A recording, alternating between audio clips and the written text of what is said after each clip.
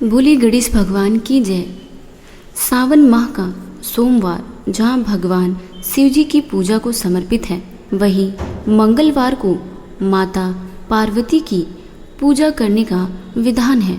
सावन के प्रत्येक मंगलवार को माता पार्वती के मंगला गौरी रूप के लिए व्रत रखा जाता है।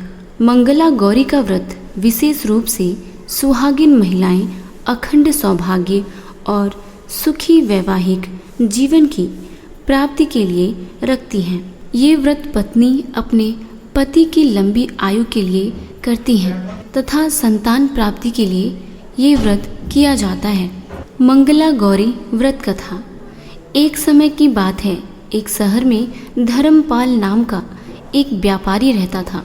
उसकी पत्नी काफ़ी खूबसूरत थी और उसके पास काफ़ी संपत्ति थी, लेकिन उनके कोई संतान नहीं होने के कारण वे काफ़ी दुखी रहा करते थे।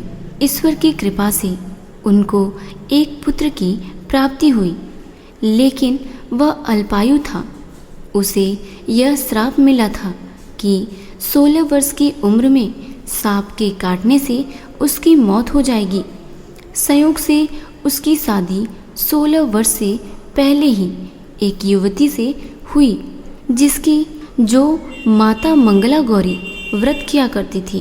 परिणाम स्वरूप उसने अपनी पुत्री के लिए एक ऐसे सुखी जीवन का आशीर्वाद प्राप्त किया था जिसके कारण वह कभी विधवा नहीं हो सकती थी।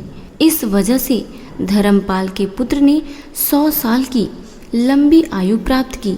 इस कारण से सभी नवविवाहित महिलाएं इस पूजा को करती हैं तथा गौरी व्रत का पालन करती हैं तथा अपने लिए एक लंबी, सुखी तथा स्थायी वैवाहिक जीवन की कामना करती हैं।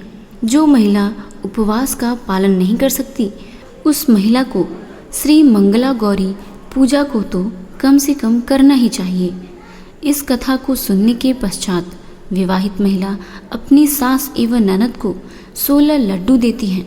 इसके उपरांत वे यही प्रसाद ब्राह्मण को भी देती हैं। इस विधि को पूरा करने के बाद व्रती 16 बाती वाले दीपक से देवी की आरती करती हैं।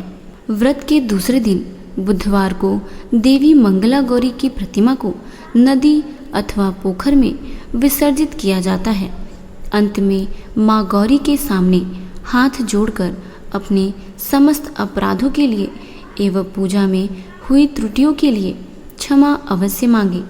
इस व्रत एवं पूजा के अनुष्ठान को परिवार की खुशी के लिए लगातार 5 वर्षों तक किया जाता है।